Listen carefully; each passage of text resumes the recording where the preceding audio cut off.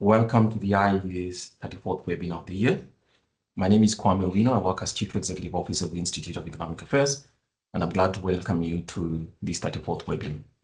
As you can tell, we are honored to have you here. We are discussing today Kenya's fiscal consolidation plan and its outcomes. But I'll just give a short introduction, and one of those is basically anybody who's a Kenyan, and especially people who are attending our webinar today, are conscious of the fact that for the last 5 or 6 years, the government of Kenya has been talking about fiscal consolidation. And in layman terms, fiscal consolidation is something that a government responds to when there's a problem with either the spending or the revenues of a government. So how taxes are raised and how they're spent. And if they're out of kilter to the extent that you have huge deficits that have accumulated, you might have what we call, such as the fiscal distress that Kenya has been going through. So if you look at some of the programs, or rather, if you look at some of the background that the government of Kenya has had over the last few years in framing of budgets, it's always been about trying to discipline expenditure, but also to close loopholes and to try and raise new taxes in order to be able to pay off debt and bring the debt to a perfect path. So that's the conversation that we'll be having. And at regular moments, we at the Institute of Economic Affairs try to take stock and ask ourselves, how far is government gone on this fiscal consolidation path? And our fiscal consolidation is necessary. As you can tell, it's not pain-free, but it is necessary to restore a nation, in this case, talking about Kenya, towards a longer-term path, growth path. And often it's not something that can be suspended for very, very long. It becomes necessary, and it's an early signal that if something is not done, growth prospects will be completely undermined, with the possibility that there might be a shock resulting from, say, a default or something that's worse. And the social consequences of those, of course, together with the political and economic, are too grave. So fiscal consolidation is an early signal that the government needs to actually start to discipline spending, close loopholes, but also sometimes raise taxes in order to reduce the deficit. Just before we started, for those who are here, we could tell the Institute of Economic Affairs is implementing a program with the kind support of the FCDO, and our work is to expand public literacy around the questions of Kenya's, the performance of Kenya's economy, but more particularly on the fiscal position of the state, which is one thing that concerns not just every citizen, but especially the youth in Kenya. And we're hoping that this opportunity just opens up for us to gain some knowledge, but also in addition to that, for those who have it, to share ideas about what the path means for all of us in order to shape all of us towards more issue-based policy discourse in the country, which we think is what we need. Now, just before I started, we were running something that we call the Kenya Debt Register. The Kenya Debt Counter. And what was running before you, and we'll provide the link in here, is that the IEA has built a counter which tells you what the second by second, minute by minute, day by day, and year by year accumulation of debt stock. So how Kenya's debt is going. So you can tell by how much. And if you saw it, it tells you that every second, the debt in Kenya grows by about 30,000 shillings. So, and of course, you can escalate that over time and actually see how much it is over time. Our estimation is that by the end of November, Kenya's total debt stock would have grown to about 12 trillion Kenya shillings. And we were taking bets in the office about when it shall be.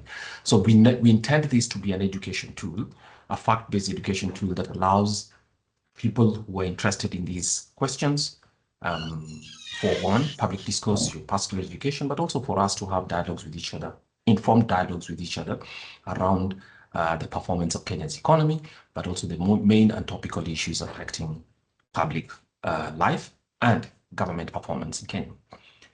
Now, today's conversation will be led by my two colleagues. One is Vivian Ochola, who's an assistant program officer in our popular economics program, and thereafter by Maureen Barasa, who's a program officer in the same program. So they're colleagues in the same program, and they'll be taking us through analyzing the effectiveness of Kenya's fiscal consolidation, and especially concentrating in the last 5 years or so. Now, each of them will have about 20 minutes to make a presentation, 25 minutes to make a presentation, and I hope by 11:45, we'll be ready to open up to all of you to give us questions. I mean, for a question and answer together with comments that you might have.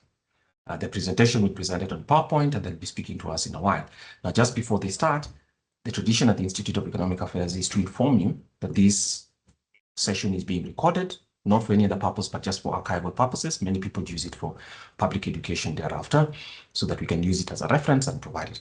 If for any reason you wish not to be recorded, then please let us know so that if there are any clips that appear, we'll have to cut it up at that point. So let us know in advance. But we'd like you to know that this will be considered a public recording, which will be placed on the IEA's YouTube pages and other media pages entirely for education purposes. It will not be applied for any other reason. So that's the first. The second is at the end of this forum, we'd appreciate if you can give us your feedback about what you learned. And if you have any questions about what we might place as part of the discussion in the future, we'd be really glad to hear from you. But that stated, we are very grateful that you've taken this morning to be with us, and we hope that this conversation will be worthy of your time. So without further ado, I'll ask my colleagues to proceed with the presentation. Vivian, you have 25 minutes from now, and please go ahead. As the presentation goes ahead, we'll keep all microphones muted together with the camera so that we can concentrate on the presentation and the presenters alone. So thank you very much. If you have any questions, you have the toolbar floating at the top where you can send your chat questions, or you can send a question and answer as well. At the end of the conversation, we'll be consolidating them and all of them will be responded to. Thank you, Kwame. I'll take you through the first part. The title of our presentation is Analyzing the Efficacy of Fiscal Consolidation in Kenya. Let's look at the outline, then I'll tell you where I'll take you through. So the outline, we have the definition. We'll understand what fiscal consolidation is, the state of play. Then we look at the results of Kenya's fiscal consolidation efforts. Then we'll be able to understand where does Kenya stands on fiscal consolidation, trades-off of fiscal consolidation, policy recommendations, then later conclusions. Let's look at the fiscal consolidation meaning. What is fiscal consolidation? So basically, fiscal consolidation, just as we have told initially, it's the government's action to cut deficits and put debt on a fiscal sustainable path.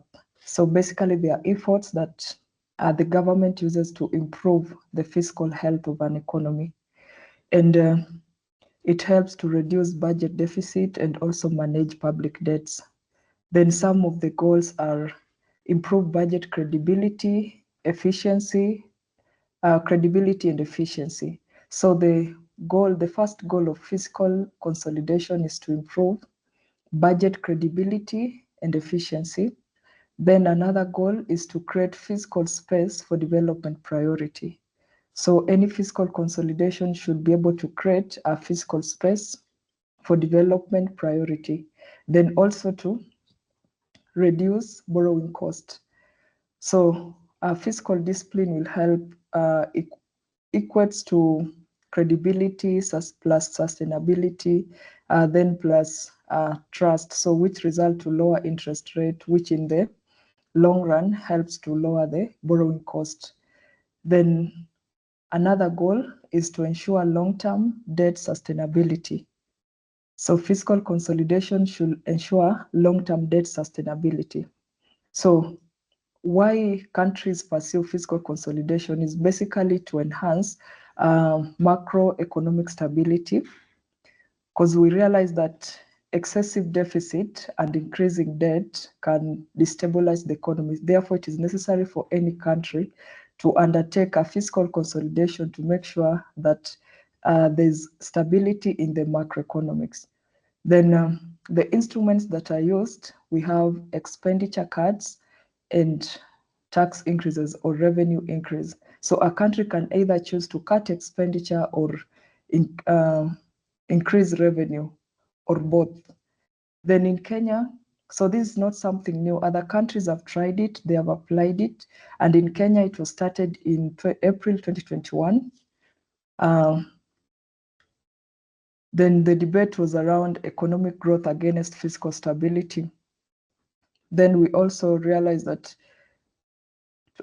since after 2021, we know that 2020, it was a period of COVID-19, and to stabilize the economy post-2020, post-COVID, the Kenya opted for a fiscal consolidation, and also IMF encouraged Kenya to go towards that path. Then another thing is that there's a lesson that is learned from the Eurozone as well. They also applied the fiscal consolidation. And the lesson is that in as much as the instruments are cutting expenditure and increasing revenue, but front-loaded austerity may slow down growth. If the expenditure is cut at a higher level, it can slow down growth. So we'll be able to understand how can this be done in a way that is efficient.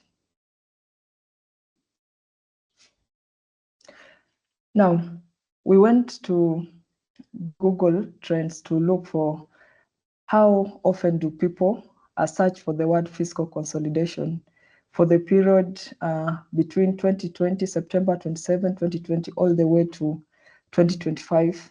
For the 5-year period trend, we realized that many people search for the word fiscal consolidation as compared to the word finance bill. And in 2024, around June, many people searched for the word fiscal consolidation, and that same year, many people also searched for finance bill.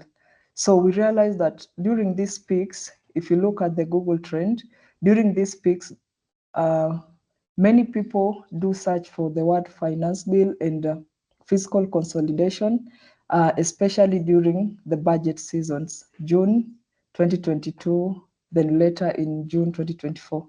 So it is not something that people are ignorant of. Over the period of time, many people have heard of the word and are looking for the meaning or have searched for fiscal consolidation between 2020 all the way to 2025.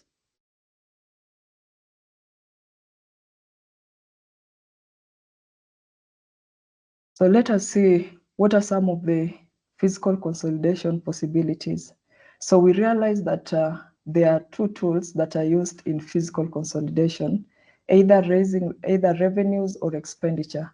So from our table, the second row, we are able to notice that there's a possibility that a government can raise revenue and decrease or cut on expenditures, and there's a possible outcome that fiscal consolidation will happen. So when you look at this on paper, it is something that is really possible. You just raise the revenue, then cut expenditure. But politically or socially, it may be impossible if cause remember, when you are raising revenue, it is raised through increasing taxes. And when you are cutting expenditures, the government can opt to cut the expenditures that goes to wage payments, the expenditure that goes to provision of public services.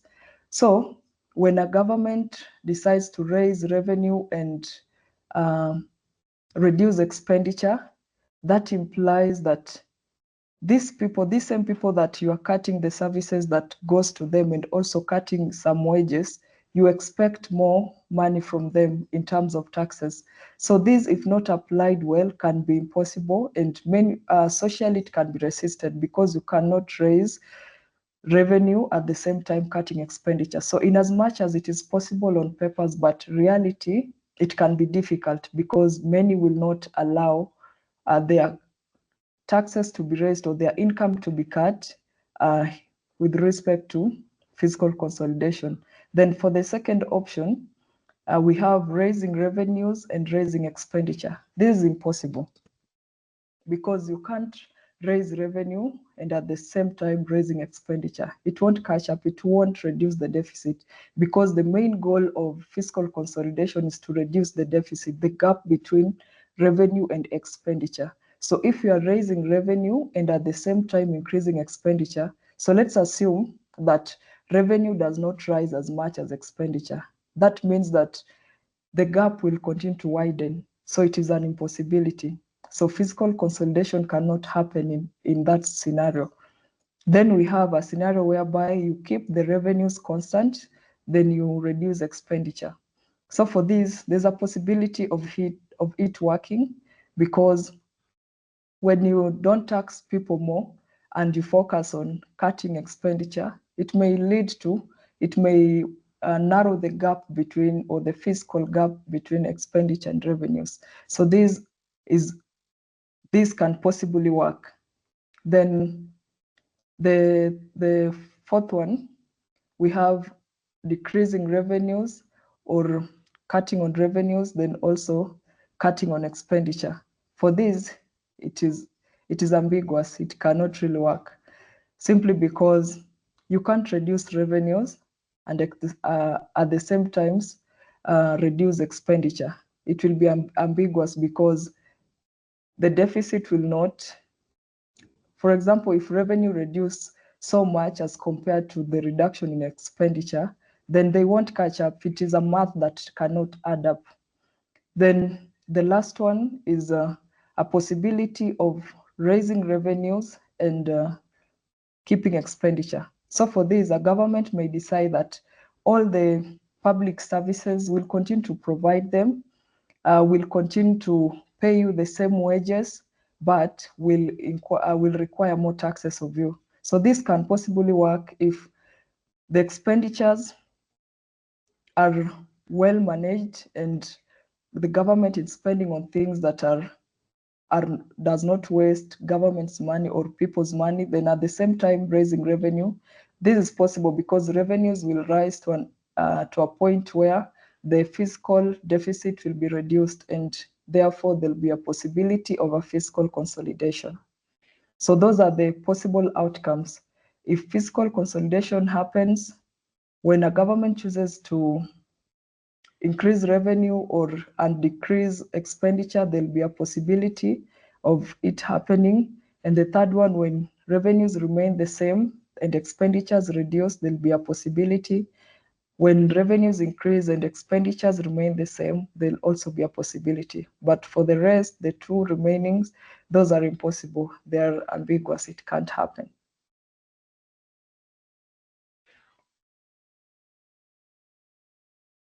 So we have seen the possibility of fiscal consolidation. So I want us to go to the fiscal targets that we have as a country by the law and by the fiscal implementations, then those that we have as maybe as ESC targets.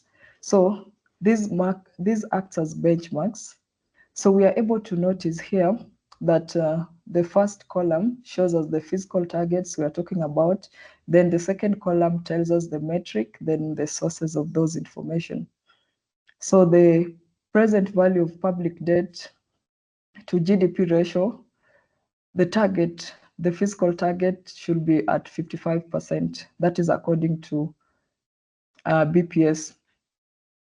Then present value of external debt to GDP ratio is supposed to be at 40%. That is the threshold or the benchmark. Then when it comes to PPG of external debt services to revenue ratio, so the debt servicing to revenue ratio should be at 18%. Then for development expenditures should be at 30%. Remember, one of the goals of fiscal consolidation is to create a fiscal space for development. So, and according to the law, according to Public Finance Management Act, the development expenditure of any ministry should not be less than 30%. So we'll be able to notice if Kenyan government and in all its expenditures met all these thresholds. Then for fiscal deficit, according to the East Africa Community target, should be at 3%. 3%, the metric should be at 3%. Then primary balance should be as a percentage of GDP should be at between 0 to -2%. So these are the target, these are the benchmarks. So having this in mind, now we want to go to understand now the state of play. Has Kenya over the period of time been able to meet these thresholds? Let us go into data and now understand the state of play, what has been happening in the economy. Now, the first chart shows us the nominal trends in expenditure and revenue. So the red line is the expenditure over time from between 2015, financial year 2015, 2016, all the way to 2025, 2026. Then the blue line is the revenue over that period of time. The purple line is the primary deficit. Then the green line is the deficit or the fiscal deficit.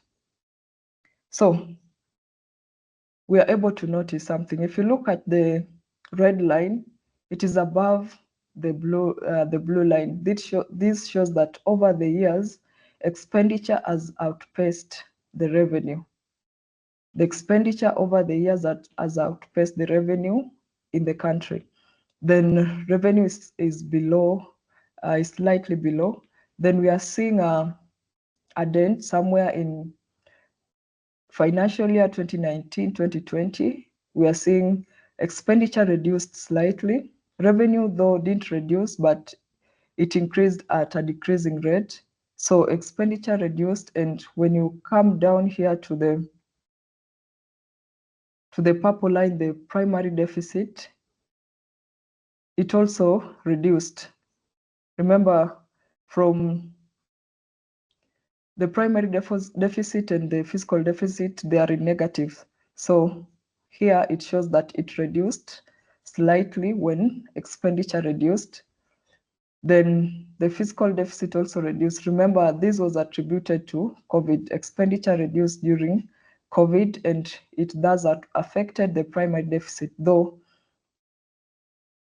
when we continue from 2020 all the way to 2025, it has been all increasing, and the gap between primary deficit and fiscal deficit has been widening. So that widening between primary and fiscal, so the difference is for the primary deficit is just the deficit balance that excludes interest rates. Then the fiscal deficit is now primary plus the interest rates. So when we see this gap between them widening, it is a show that over the period of time between 2021 all the way to 2025, the interest rates cost have been high. That's the reason for this widening. Yes, next. Now let us see the budget outturn as a percentage of GDP. So here we are able to notice that we have the same lines, but now as a percentage share of GDP. So we are able to notice that the red line is still the expenditure line. We have the blue line, which is the revenue line. Then we have the purple line, which is the primary deficit, and the green line, which is the fiscal deficit. So from this, we are able to see that the expenditure as a percentage of GDP is still outpacing the revenue. And it is hovering between around 27, 28, and 22. So it is between 22.1 all the way to between 20 and 28. Yeah, between 20. It was lowest during COVID. So between 20% all the way to 28. So it has been higher as compared to revenue that has been hovering between 17.6 and 18. So we still have a deficit. Then when it comes to the primary and the fiscal deficit, we are able to notice the dotted line shows the threshold, which should be between 0 and 2. So at this point, we are able to notice over the years, between 2015, 2016, the primary deficit has been above the threshold of -2. It has been at -5. Then it went slightly lower in 2019 when expenditure reduced due to COVID-19. Then later It again became higher in 2021 when expenditure increased. So we are able to see a positive correlation between expenditure and the fiscal deficits. Then later in 2026, 2025, it is also above the threshold. And we are still able to notice the gap between revenue and expenditure is widening over the years from 2020 financial year 2020, 2021, all the way to financial year 2025, 2026. It has been widening. Then for the gap between fiscal deficit and primary deficit, it too have been widening. And this is because of the interest rates. So the gap between shows the growing cost of interest rates. So the takeaways here, we are able to still notice that revenue stagnation versus rising expenditure. So the government of Kenya is collecting, the government Kenya collection of revenue or taxes has not kept pace with spending. So government is spending more than it collects as revenues. Then we are seeing the COVID-19 distortion, how it affected expenditure and in turn affecting the fiscal deficit. Then we are also able to see the gap widening, which reflects growing interest rate costs.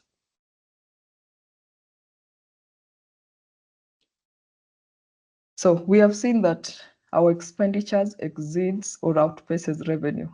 So the question is, what do the government use to finance those deficits? The answer definitely is that the government will have to borrow. And now it brings us to the matter of debt. So chart 3 shows the total debt stock.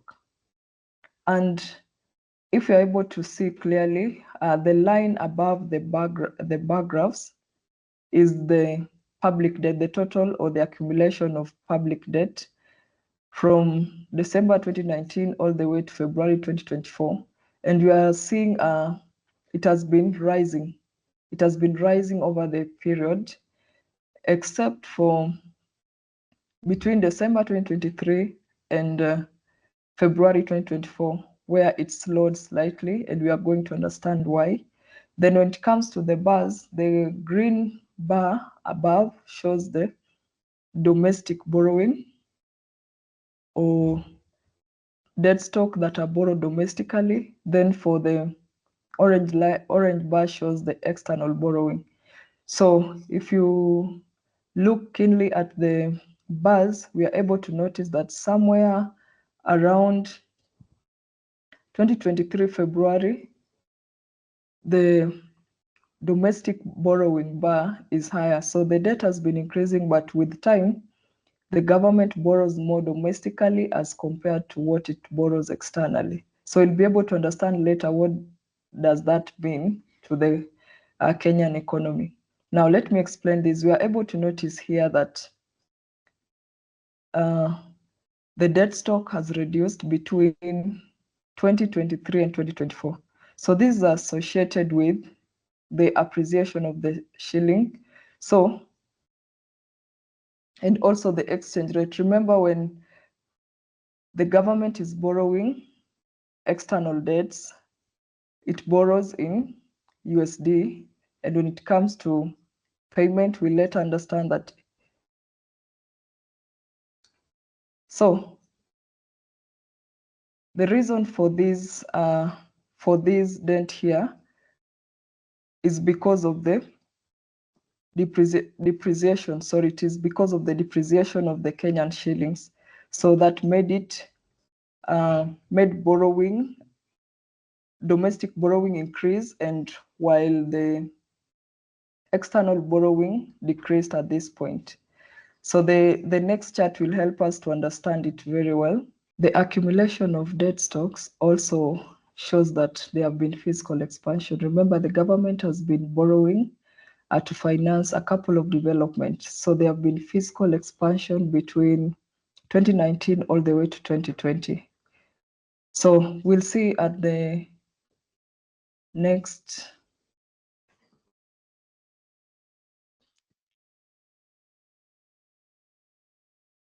So chart 4 now will show us the Kenya's public debt as a percentage of GDP. So it has been increasing over the period from 55.2% all the way to 72.0%, then it decreased. So this line is important here because we have seen from our previous chart that there has been a fiscal expansion and debt has been increasing over time, thereby percentage of debt as a share of GDP has also been increasing over time.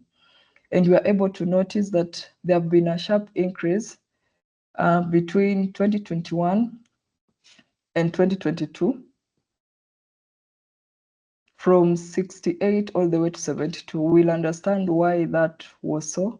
Then when it comes to the bars, the red bar shows the domestic debt as a share of GDP. So this is the domestic. The green bar is the external debt. So over the period of time, if you are able to see with me, you're able to notice that from between 2016, 2017, all the way to 2022, 2023, Kenya has been borrowing externally more as compared to but the external debt as a share of GDP has been higher as compared to domestic debt as a share of GDP between the periods. Then when it comes to 2023, 2024, now we see a shift where domestic debt as a percentage of GDP now has risen slightly as compared to external debt as a share of GDP. And the projections for 2024, 2025, and 2025, 2026 shows the same trend where domestic now takes over as a share of GDP. Now let us see the reason for this. Can we go back to the slide? Thank you. Now, for this, for this change, remember we said that government collects revenue in Kenya shillings, but when it pays debts, it pays in dollars. So debt payment is always affected by, external debt payment is always affected by the exchange rates. So the reason for this rise here is that the Kenya shillings appreciated, leading to the rise between 2021 and 2022 and 2022 and 2023. Then the Kenya shillings as well is also, during this period, it was overvalued, that led to this. Then later, it is predicted to fall. But in as much as it is falling, when we go back to our thresholds, the public debt as a percentage of GDP is supposed to be at 55%. It is falling, but is still higher than the threshold, which is 55%. So our debt percentage as a share of GDP is still high. Next. Chart 5, sorry. Chart 5 will show us the trends in CFS and debt service as a percentage of ordinary revenue. So CFS is just consolidated fund services. And these are mandatory expenditure that the law mandates the government to pay. So these expenditures must be paid no matter what. And as part of these expenditures, we have debts. And again, we have pensions, we have compensation to constitution office holders. So those are some of the payments that are in the consolidated fund services. And from this, the purple line shows the debt service as a percentage of ordinary revenue. So over the period of time, it correlates with the CFS because it is part of it. But we are seeing between 2023, 2024, and the projection of 2025, 2026, the gap has been widening. And this can be explained by, in as much as,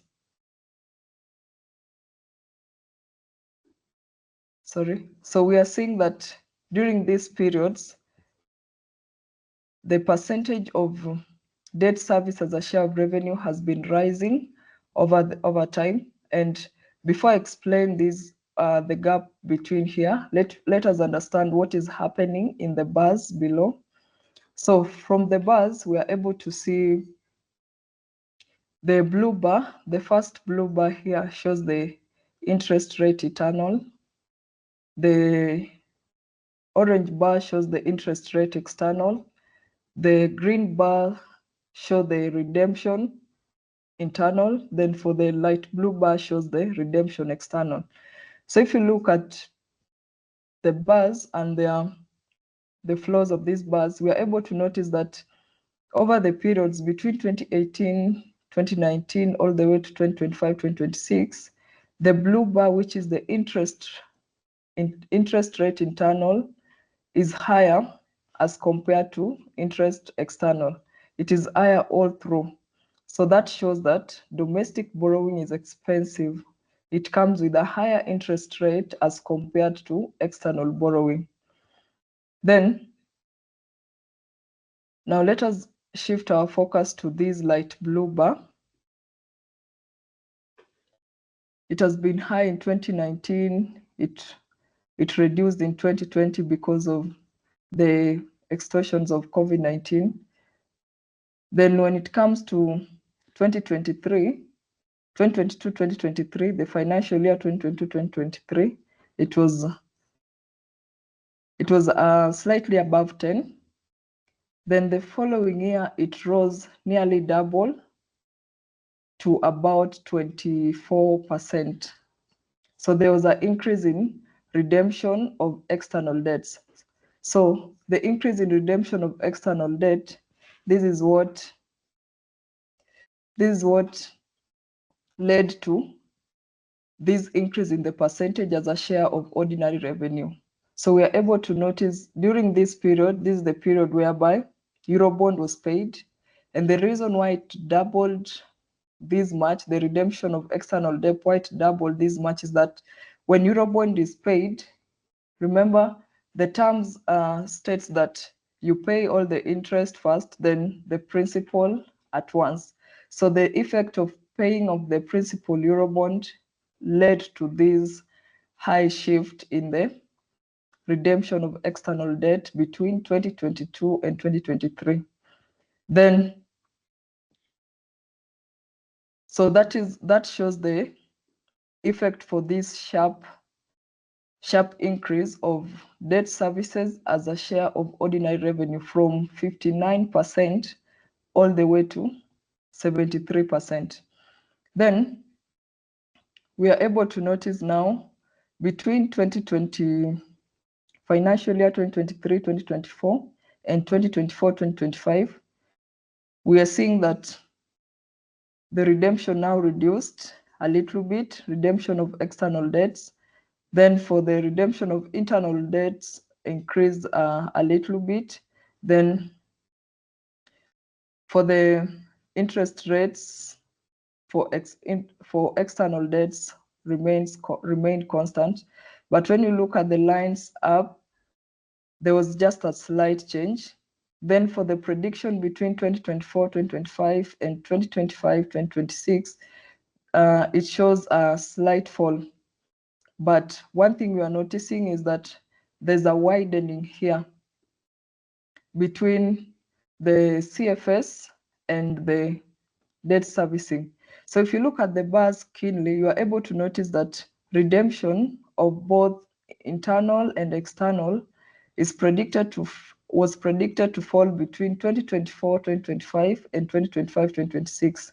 So in as much as debt redemption is falling, one fact remains that CFS fund is not only for debt payment, it has other components and such as pension.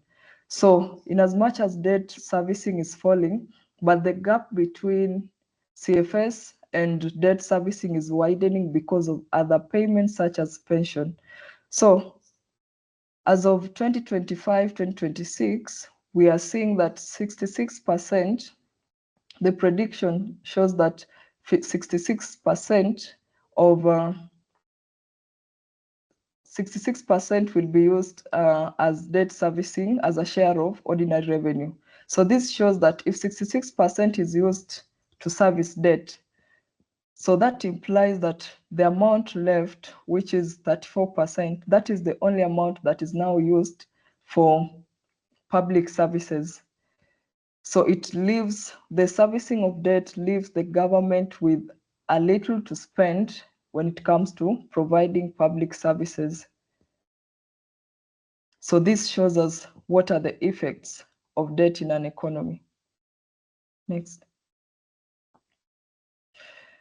Now, for this, remember we understood that one of the goals of fiscal consolidation is to create a fiscal space for development. So we are looking at how have we been performing as a country when it comes to development expenditure. So when a ministry is allocated funds, the expectation is that according to the law, to spend 30% of the allocations on development. But over the years, we are able to see between 2022, 2023, the expenditure on development has been lower than the 30% threshold. So this gives a risk because it means that more cash or more money that is allocated is spent on recurrent. So less than 30% goes to development. And for the prediction, it shows that we'll catch up with the trend in 2025, 2026. So the reason why this is also relevant to the fiscal consolidation is that since the goal is to make sure or to create space for development priority, and the target is 30, the fiscal consolidation is supposed to cure this balance. And since development is a discretionary expenditure and debt is an undiscretionary, so more debt creates more risk for development. So you can't allocate more funds for development if most funds are used for debt repayments or for debts. So we have seen the state of play, what has been happening in the country using the data. So if we go back to our threshold, I'll request we go back to the third slide. Now we try to mark and see. Go back a little bit. Yeah. The slide that shows the fiscal targets.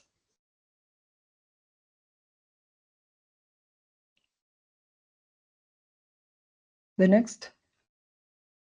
Yeah. So if you look at our fiscal targets, we noted that our debt to GDP ratio is at 66, still higher. So we have not met the metric.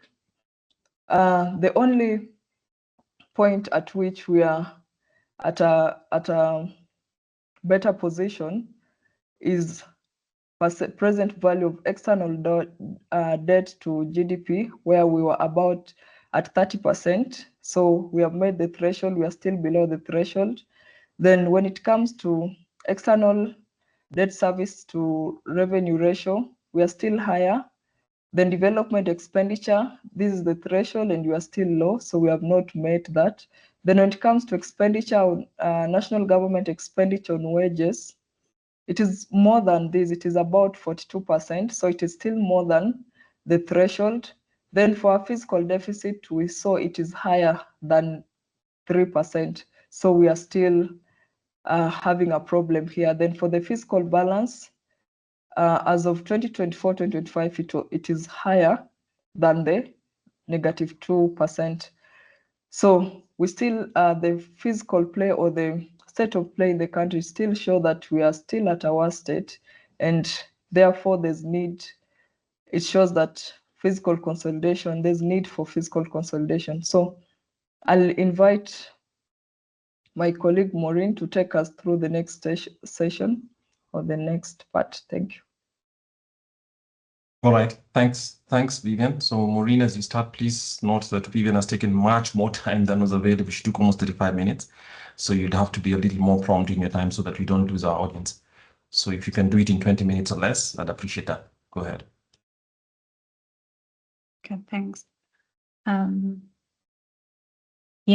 So we've already looked at the state of play, and we've looked at Kenya's debt realities at the moment. And now the next section is just looking at where does Kenya stand on the fiscal consolidation path, the efforts that the government is making towards fiscal consolidation, and also where the government is getting it wrong. So the next slide, please. So these are just some of the efforts that the government has been making towards fiscal consolidation, and majorly it's been on state-owned enterprise privatization. And this was one of the proposals when the IMF program was being implemented in April 2021. They proposed reforms in the state-owned enterprise. And some of the proposals that have been made was the Kenya Pipeline Corporation divestiture proposal. I believe it's an ongoing dialogue. Then there's also a dialogue on proposal to sell 35% shares at Safaricom. The government owns some shares at Safaricom, and by privatizing, it's just increasing its revenue.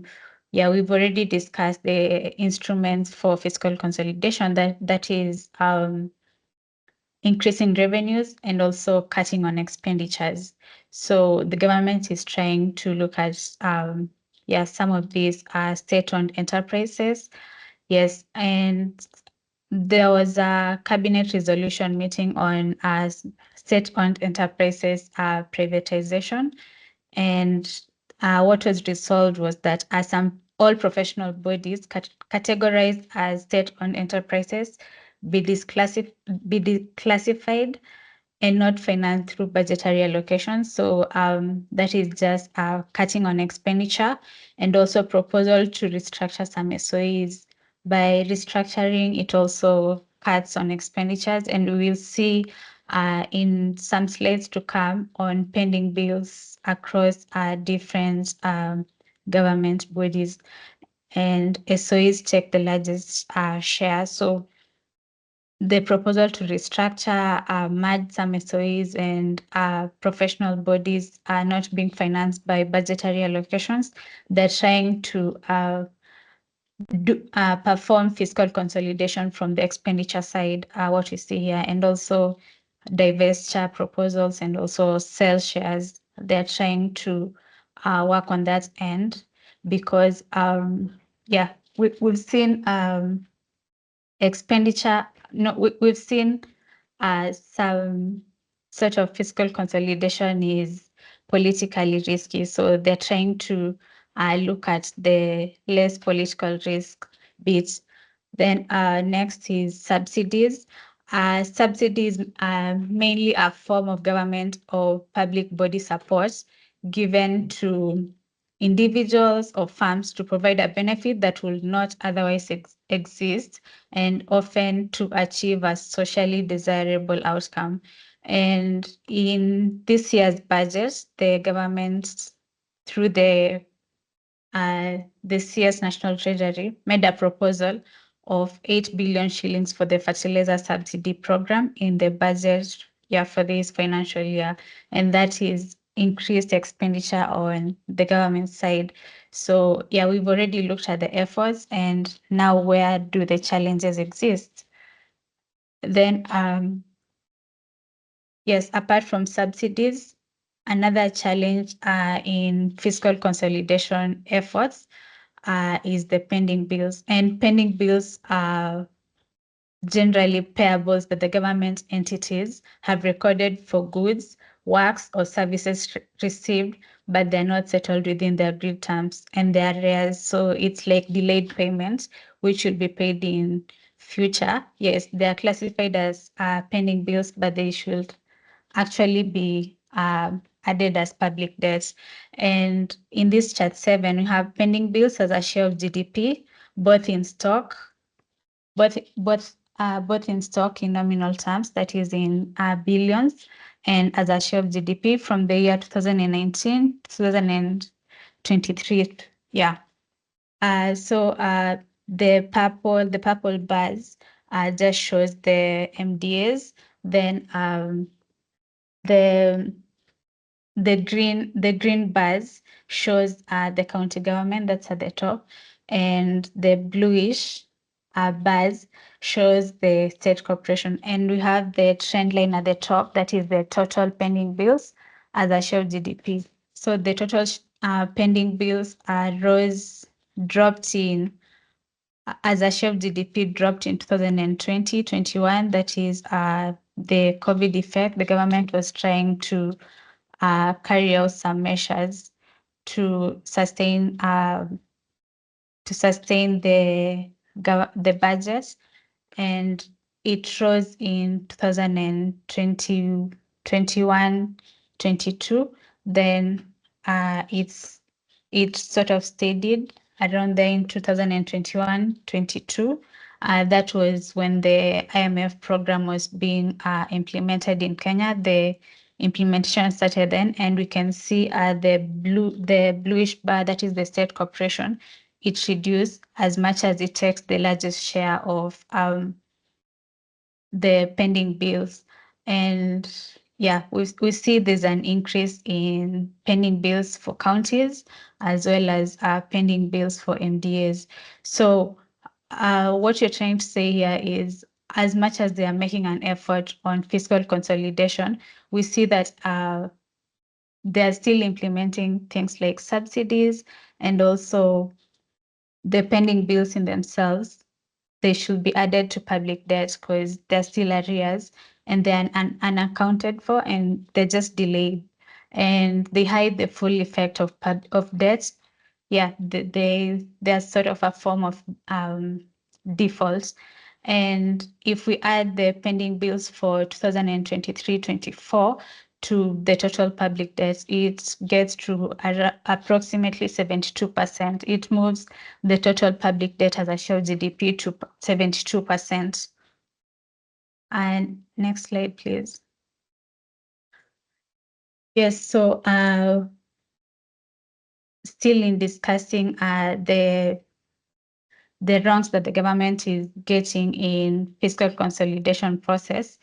That is, they're supposed to reduce an expenditure, yes, and maybe maintain revenues, because yeah, we see the political constraints of increasing revenue. When we saw the chart, the table on possibilities for fiscal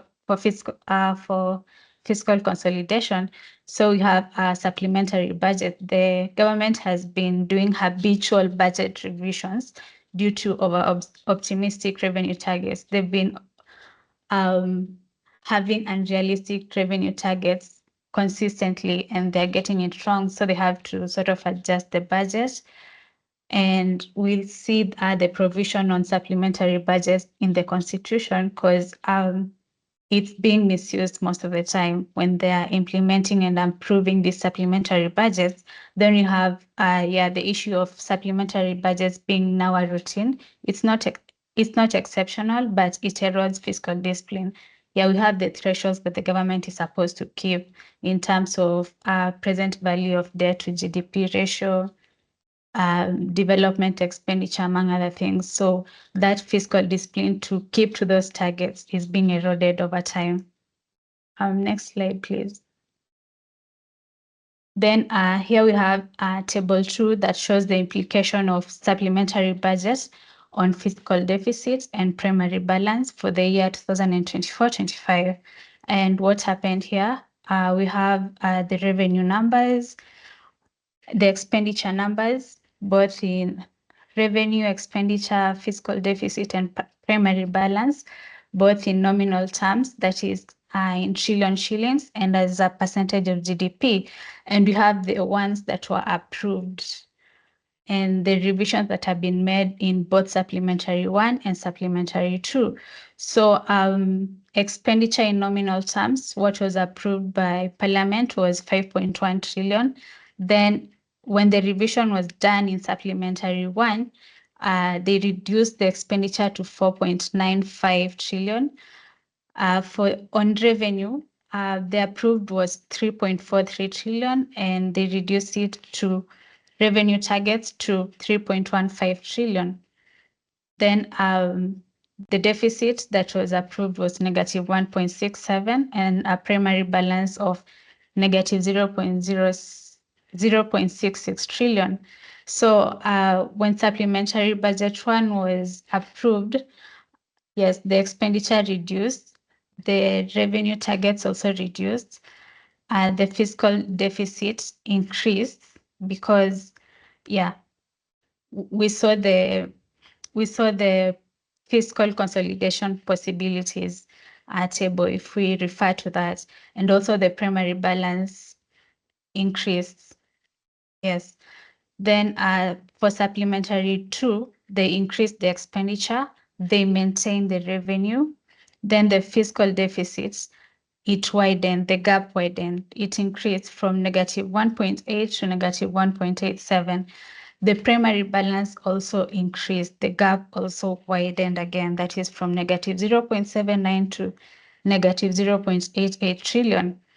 And looking at the other side as a share of GDP, the approved budget was the approved expenditure was 28.5% as a share of GDP in that financial year. And if we move all the way to Supplementary 2, the approved expenditure as a share of GDP reduced from 28.25% to 27.89% in Supplementary 2.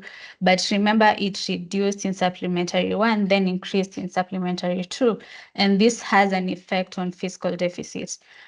If we look at the revenue that was approved was 18.99% as a share of GDP, then it reduced the targets, reduced as a share of GDP to 17.2%, then it was increased in Supplementary 2 so yeah, the nominal terms has been maintained, the target.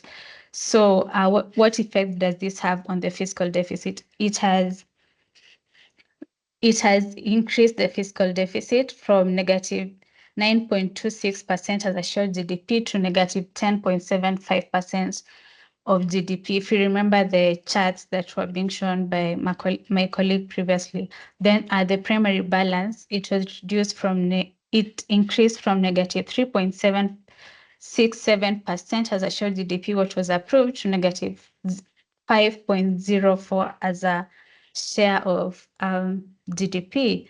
And according to this, for the fiscal target in itself, it has surpassed, it's below the ESC targets for fiscal deficit, which is at 3%, but Kenya's case is negative 10.75%.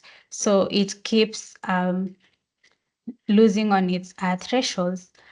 Then for the primary balance, it's at negative 5.04%, which is below the target band of 0 to negative 2%, which is a study that we computed on Kenya's peer countries for the optimal primary balance, which is supposed to be at a band of 0 to negative 2%. And this is below the target band. And it shows that fiscal policy has been loose in this case. And when we say fiscal policy is loose, it involves increased government spending and tax cuts to increase aggregate demand. Next slide, please. Yeah, so we've already discussed from the state of play whereby fiscal deficit has been increasing from, revenue, expenditure consistently surpassing revenue numbers. And also, the fiscal deficit has consistently been increasing. And also, we've seen a change in borrowing from external to domestic, to borrowing domestic at the domestic level. And also, Kenya not being keen on fiscal consolidation. And if fiscal consolidation is not happening, and also the move from borrowing externally to borrowing domestically, it crowds out the private sector in the first place. And also, if we look at this trend, which shows the absolute monthly credit flow, that is the green bars, and the orange trend line, which shows the annual credit growth rates, whereby in 2024, the annual credit growth rate has been reducing.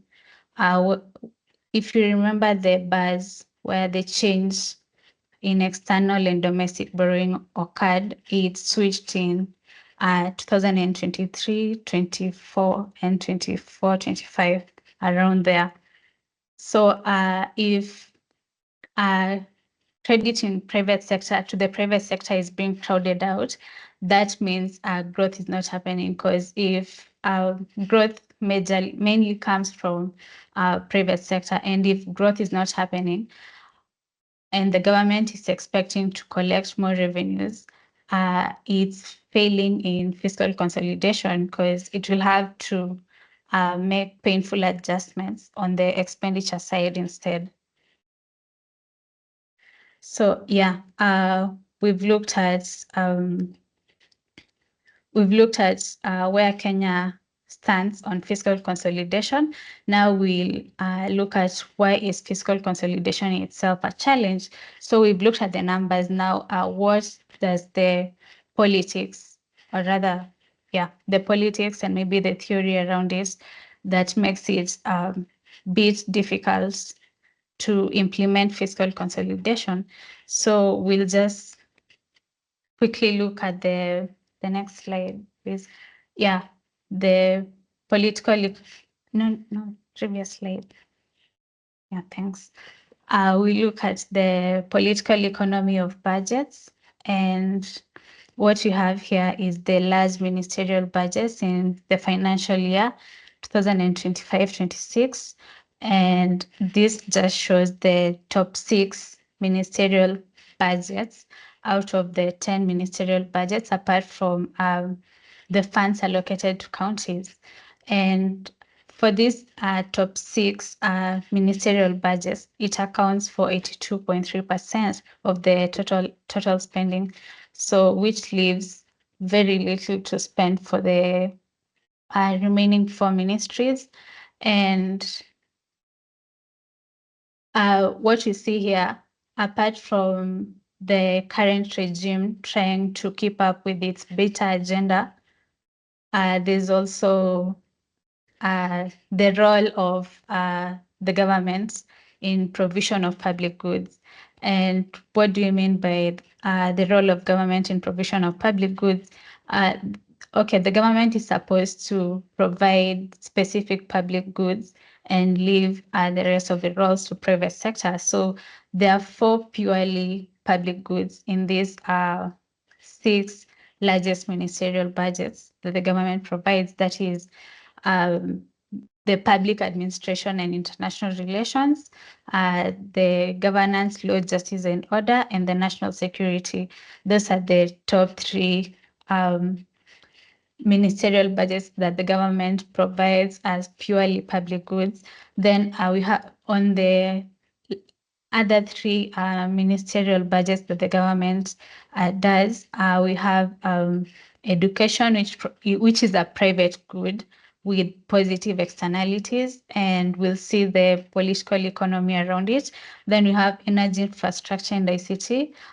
For this ministry, we have infrastructure, which provides flood management and sewage water management as a public good, but the rest are majorly private good. And also we have health, which is largely devolved, but has some budget that is done at the national level, majorly vaccine and disease control that the government does. And from this, we can see it's a bit difficult to cut on some to cut expenditure on some ministries, especially the ones that are purely public goods in the first place. And then we have something like education. Okay, education, we've said it's a private good with positive externalities. But if we look at the supply and demand of education budgets, if we look at the supply side, the Ministry of Education is the single largest employer in public service. So that means there's wages for teachers. Then we have collective bargaining agreements by teachers' unions, which makes it difficult to maybe cut on wages. And also you have the total number of school-going kids. We can't ask some kids maybe to stay at home so that because you're cutting the budget. All kids need to go to school, and also the constitutional right that protects the budgets allocated to the Ministry of Education. Then for health, we've already discussed it's a private good, but with positive externalities. So this makes it difficult for the government to adjust budgets on these ministries, and also the political risk that comes with it. Yeah, we've seen demonstrations by teachers, and also, yeah, being someone to set out to have talks. So yeah, it has political risk. And also looking at the political cycle, austerity on these ministries has an effect on vulnerable households that majorly depend on public services, and also looking at the poverty rates, unemployment, and also, among other things, it's a bit difficult to adjust on expenditure cuts for these ministries. Next slide, please. Yeah, so on the next slide, we'll be looking at some adjustments that have been done, yeah, towards the Ministry of Education. So for the Ministry of Education, we see school capitation grants. This is just to show the government has a liquidity problem. So a few months ago, we saw high school capitation grant was reduced from 22,444 to 16,900. This is meant to be annual capitation per learner, and this was below the promise. So they're trying to reduce cut on expenditure, that is fiscal consolidation on the education, the Ministry of Education. Then, as much as the capital, they were also delayed, and this translates to pending bills due to issues with cash flows for suppliers to schools, and also the people who supply, generally goods and services to different institutions. Then the delays in disbursements echo wider fiscal distress from revenue shortfalls. Yes, and what you have here is, on the left side is a picture of the CS for National Treasury explaining the issue with the school capitation grants. Next slide, please. The next slide just shows an illustration of this delayed disbursement to school, the capitation. And this was just the Parliament summoning the Cabinet Secretary for Education to explain the issue with capitation grants to school, and also the spiraling, the ripple effects of delayed disbursements to school. the pending bills issues, and also some learners might not be able to attend classes due to this. Next slide, please. So on the next slide is also just an illustration of delayed disbursement to counties. And yeah, these are senators who vowed to hold the Treasury accountable on county funds disbursement, and realizing that health is largely devolved. This means it also affects the health functions at the county levels, apart from other functions that the counties are meant to fund. So yeah, and also the pending bills on counties tend to pile up. Next slide, please. So yeah, what you have here is just we've looked at why it's a challenge and the political economy analysis of the whole issue with fiscal consolidation. Now we'll be looking at the trade-offs of fiscal consolidation, and we've mentioned front-loaded cuts before. And what are front-loaded cuts? So when you talk of front-loaded cuts in fiscal consolidation, it refers majorly to a strategy where a significant portion of government's deficit reduction is achieved early in the adjustment period.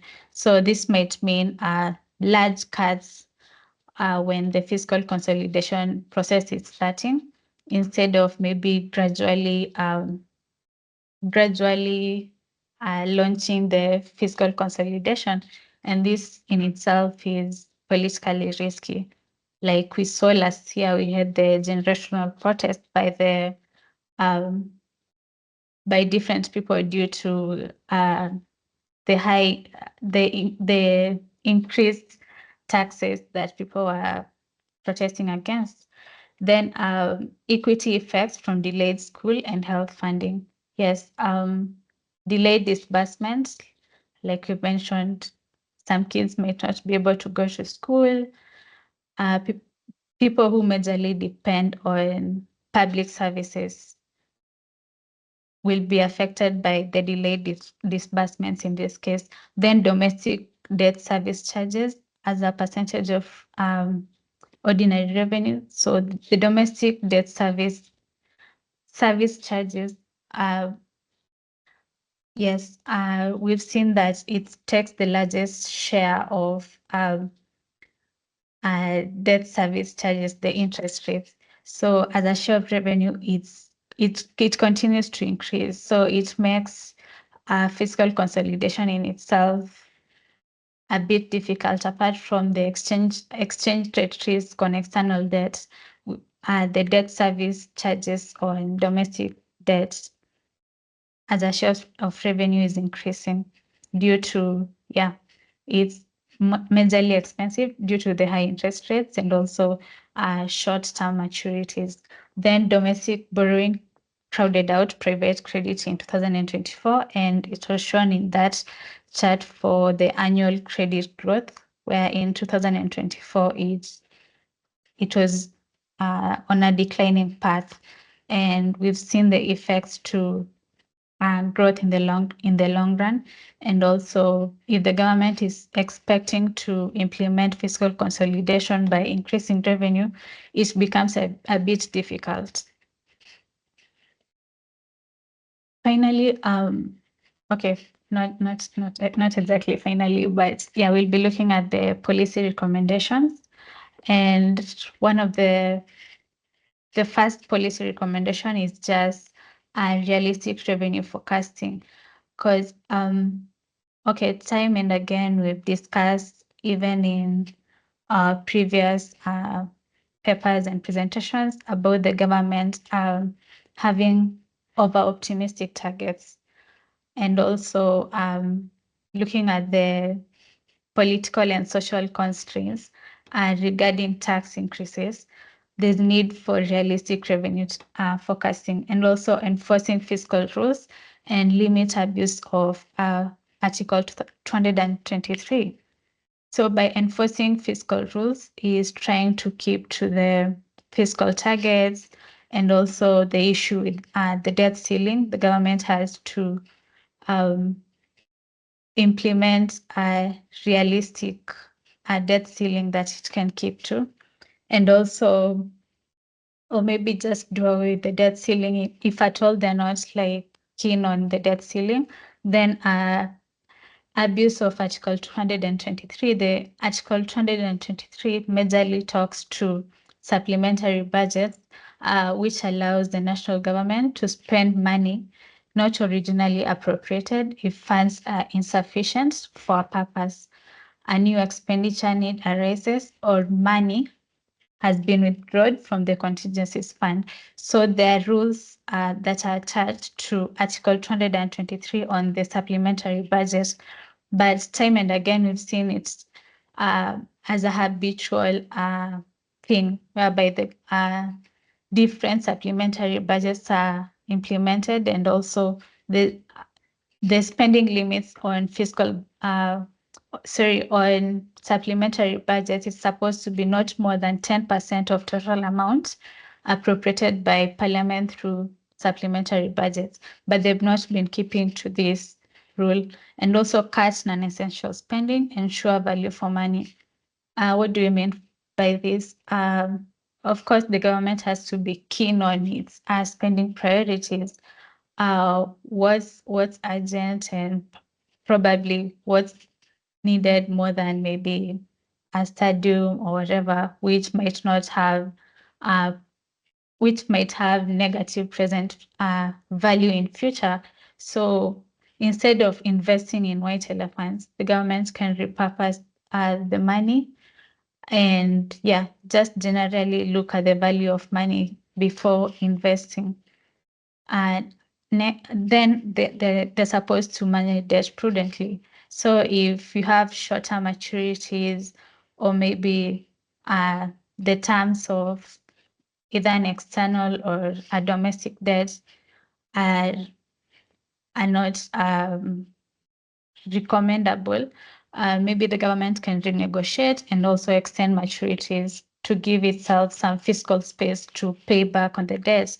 Then the Parliament should focus on lower deficits. Yes, the goal of fiscal consolidation is to lower deficits. Yeah, through the three possibilities that my colleague showed on that table. So as the oversight role of Parliament, they should focus on lower deficits. Then lastly, to manage unfunded pension risks. Okay, previously the government operated a non-contributory pension scheme, and that in 2021, that is January 2021, they moved to a superannuation pension scheme, whereby it's strictly on contributory pension scheme. So yeah, that's a good thing. So they should manage the unfunded pension risk in the long run. Next slide, please.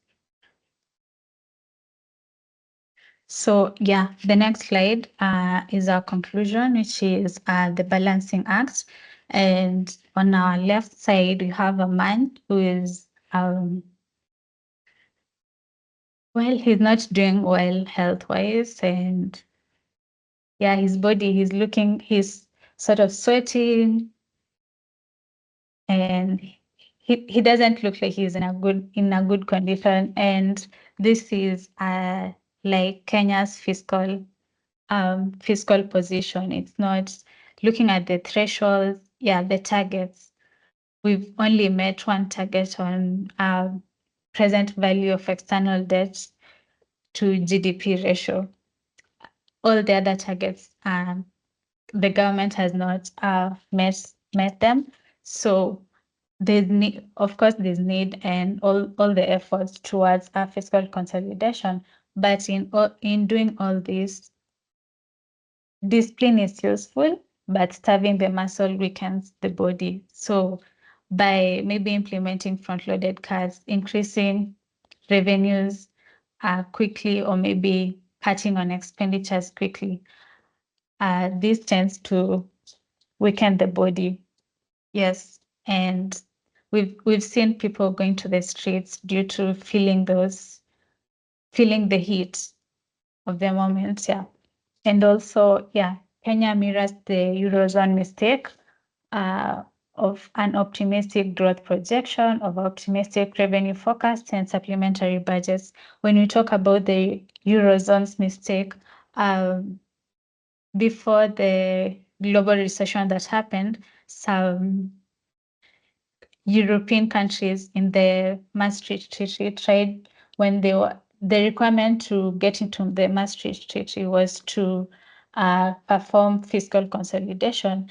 And by performing fiscal consolidation, most of them increased revenues and also cut on expenditures too quickly, and this had an effect in the long run. So I'll end my presentation there. The next slide, we have the sources for our presentation, and thank you. All right. Okay. Thanks, Maureen and Vivian. And my apologies again. I think they took much longer than they should have. And I didn't want to stop them because the presentation was like one continuous whole. I won't try to summarize. Only say three things. One, we had a definition of fiscal consolidation, and basically we understand that it's part of a strategy to limit the fiscal deficit by bringing together closer spending closer to revenues in order to ensure that the deficit shrinks over time. But the effect of shrinking the deficit over time is also to ensure that debt as a share of the gross domestic product is brought down to manageable levels. In Kenya's case, the fiscal target is 55. It's upwards of closer to 70. So obviously there's work to be done there. That's first. The second is that we've seen all the metrics and it's showing that revenues are still chasing expenditures, and expenditures are actually even growing faster than revenues, showing that the fiscal consolidation plan, in whichever small ways it is being executed, has not been working, especially in the last two years. And then Maureen came in and started to tell us why fiscal consolidation, what is a strategy and necessary for securing growth over the long term and stability at the macro level, is not easy. And not just because of the accounting or because of the technical reasons, but also because of a political economic context, which is the largest spending parts of the budgets are also part of the most difficult to cut. And yet on the other side, we have a serious political economic constraint because Kenyans don't want higher taxes, and rightly so. Government is distrusted, government is wasteful, we don't see sufficient efficiency in order to do that. So basically, there's a political economy reason for why the fiscal consolidation path has to be very carefully considered. And while the fiscal consolidation path then, if you try to cut expenses, it does really lead to some social consequences that are not required. So, I mean, that are not favorable. And for that reason, it requires a very delicate thing. And our view is that the Treasury and responsibility for Parliament needs to actually more keenly look at this. It's not surprising, therefore, that the IMF officials are in town since the 25th of September, and they're having a conversation with the government of Kenya. And part of that is actually to try and help the government of Kenya to ride this difficult moment and hope that a fiscal consolidation in a new plan would achieve the targets that Maureen and Vivian spoke to us about. I'll open this now. I know we are very, very late. I'll open this now for conversations. I hope in the 15 minutes we can do that. And so let me have questions, either in the chat box. I only saw one question, and that's from Austin. And Austin is asking, so Maureen and Vivian, please note this question. With the rising internal borrowing, as seen on chart 4, and paying high interest by the government, what is the implication of crowding out effect?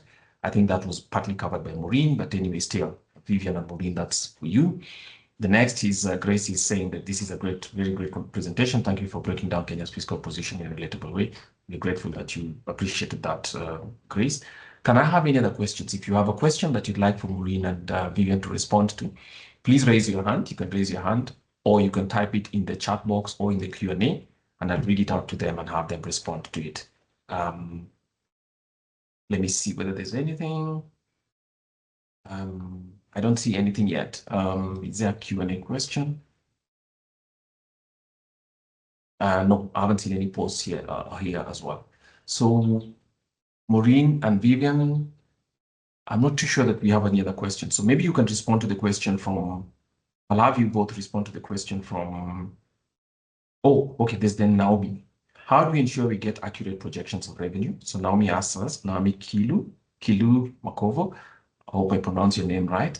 So we have two questions so far. The first one is from Austin. Austin is asking what, with the rising internal borrowing as shown on chart 4 and paying high interest by the government, what is the implication on crowding out effect? So that's a question for you. And then Naomi also asks, how do we ensure we get accurate projections on revenue? Those seem to be the questions so far. Let me see once more. Oh, yes. And Sharon Makoriwa asks as well, what is the impact or effect of parliamentary summons? Do they lead to accountable delivery of service? Okay, that too is a question.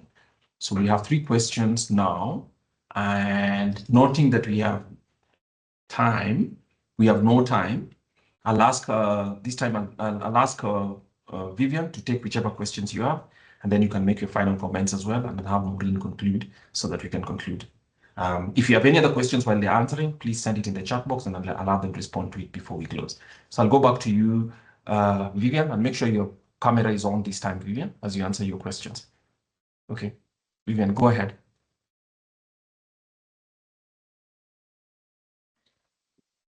Thank you. I hope you can hear me and see me as well.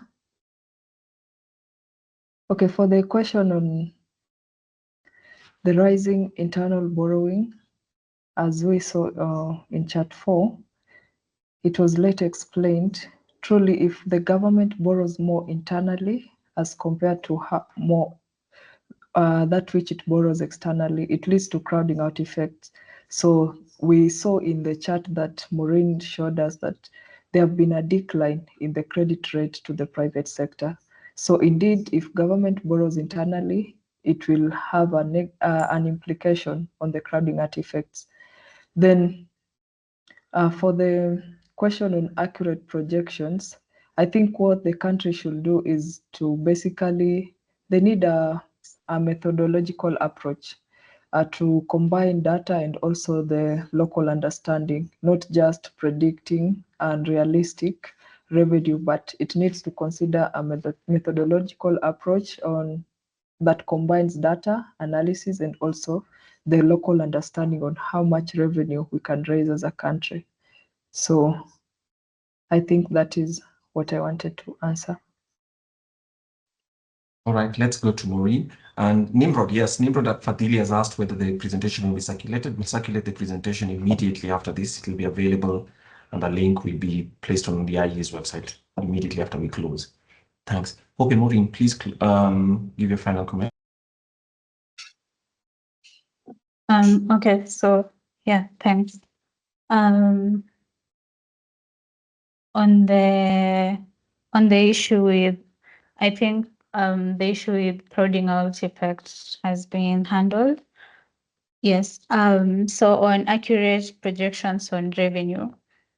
Okay. On the revenue, it's not necessarily I'll say safe to increase taxes at first. They have to like sort of see loopholes in terms of weeding out the ghost workers, maybe working on public wastage, maybe increase look at things like privatization. Then yes, also look at the different tax heads and how they can explore that and the different tax waivers to provide an accurate picture, looking at the realities in terms of the poverty rates and also the unemployment rates to make sure their revenue targets are within the realistic targets for the Kenyan economy, looking at both all the macroeconomic constraints, considering them before projecting revenue, and the impact on parliamentary summons on public debt. Okay. Okay. Of course, the government plays an oversight role when it comes to debt. It approves budgets. It also sits. There are committees that look into public debt. Also reads reports from the Office of the Auditor General regarding public debt. So the impact of this is just to, we mentioned among our recommendation that the government needs to reduce the fiscal deficit. So the impacts that might show that Kenya is on the right path for fiscal consolidation is to make sure the fiscal deficit is reduced in its role in its oversight role as a parliament. Thank you everyone for attending the webinar and have a nice afternoon. Thank you. Well, Maureen, there's a final question by George. George Kuria asks, how does increasing the internal debt affect the financial sector, given that the banks have been reporting huge profits amid a shrinking private sector? So I don't know whether you want to respond to that before I close finally. Please do that in a minute. Okay. George's question on how does increasing internal debt affect financial sector, given that banks have been reporting huge profits and a shrinking private sector? Back on our chart on maybe just as you can show it, the chart on if the crowding out effects. It was among the next please.